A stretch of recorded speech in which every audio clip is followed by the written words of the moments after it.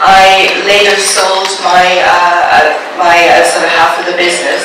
I was involved in other tourism roles and also worked very closely with both governments in the UK and also MSMEs in the UK to promote rural tourism and to promote tourism in less visited destinations.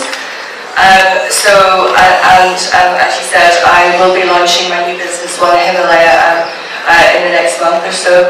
I think what visitors are looking for worldwide and particularly in India, which is such diverse and sort of dynamic offerings, is an authentic experience. And also there is such, that there is something for everyone, whether it's at the really high-end luxury level or whether it's to experience, sort of small-scale domestic or in, the rural destinations or village destinations. I'm also in another role. I'm also a board member and director of Scottish Agritourism, and the reason I mention that is because we are the sector lead organisation in Scotland for promoting tourism, small-scale tourism, and supporting the small operators, very much based in rural destinations across the whole of Scotland, including the islands and mainland. What that involves is we work very closely with the Scottish Government. We also work very closely with DMOs, with food and drink producers, and also DNCs. So what that enables us to do is to support those small businesses, both pre-startup, startup, and also as they grow.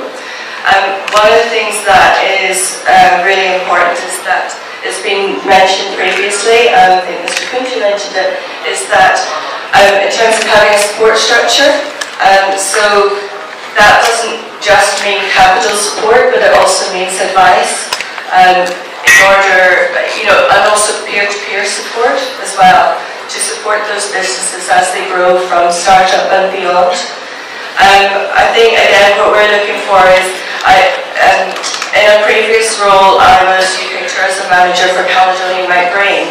That's the largest ferry operator in the UK. There are 12 major ferry operators. So at that time we carried just over 5 million passengers per year. So FITs and groups, and we also worked with the sort of cruise, the shore excursions.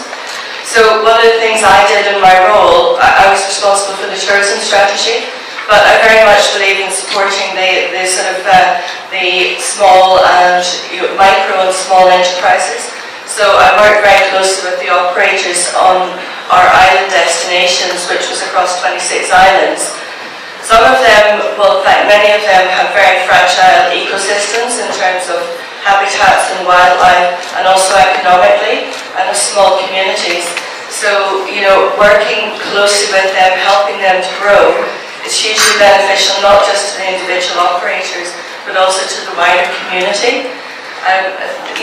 Things like, for example, in terms of food and drink, ensuring that on our vessels that we use local producers. So, there was the provenance, there was the quality, there was the traceability. Also working with local marine and land-based operators. And again, it's about allowing visitors, for example, in the case of, again, relating to India, visitors a chance to engage with local people, but also it's not just about the visitors, it's also about creating long-term benefits for local people, whether that's through job creation or collaboration opportunities. And again, I've seen it work in different places. I'm actually from, and have returned recently to a small coastal and semi-rural town in Northern Ireland on the Causeway Coast. Tourism is massively important to us as well, and I've seen that change and grow over the years.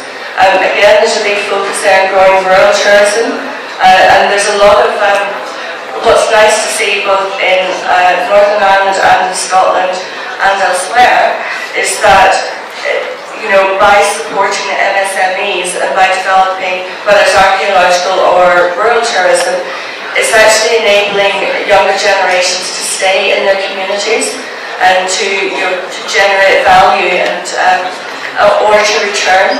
having migrated to cities and to other countries, which I myself did, because when I was younger there weren't enough opportunities, it was very difficult.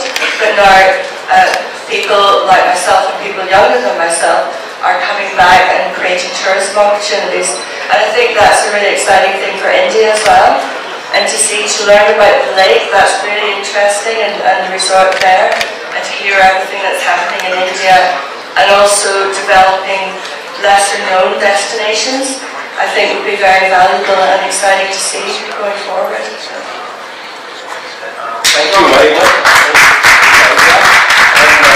And when we meet our travel industry in the next 2 days, I think they will also give you some ideas, and you can also, so we can do increase that tourism in a big way. And you said you are looking into the ferry business also. India, our Honorable Prime Minister is also very keen to improve the waterways, and we have just started one big cruise from Banaras city, which is going up to Bangladesh, you know, and that is one of the best cruise, which is sold out for the next 3 trips already. Well, that's fantastic, because yes, I'm also looking at river cruises, and I have experience of the sort of marine-based tourism, and also that's really interesting what you've just said, because I also spent 2 years, 2002 to 4, working in Bangladesh as well. So I did some smaller river cruises, so yeah, that sounds good. Thank you. Thank you. It will be very useful. So now, ladies and gentlemen, we are coming to one of the very important subjects. You are already sitting in one of the best heritage properties of India, and you can see the quality, how they restored this property. You must be appreciating since morning. So now I am coming to Maharaj Kumar Sahib Lakshraj Singh Ji, the Maguire of Udaipur. And you know, if you go to Udaipur, which is a city of palaces and gardens and lakes, how they maintain their palaces and the heritage property, which is one of the most difficult job.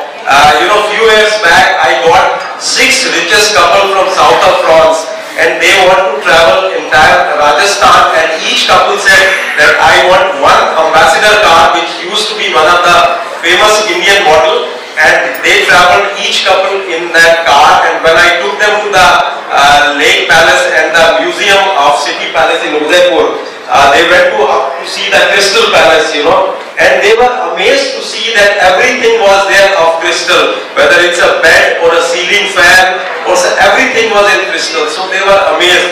They thought that we are the rich, but when they saw the richness and the heritage of India, that was amazing. And when I was doing my heritage tourism conclave in Gwalior, and one of the person who is, you know, Mr. Amarnath ji, he said it's very difficult to restore the heritage properties. He said by the time we restored the property, we became heritage, you know. So that is the thing. So over to Maharashtra to give your views how, especially after this pandemic, the heritage properties are becoming very, very popular. Indian tourists, the foreign tourists, they want to go because they are not overcrowded, not closed door, not like a hotel high-rise buildings. So what are your future plans for that, and how you want to promote it? Greetings and good afternoon to one and all. Matthew Saxena, Secretary Government of India. He's my father's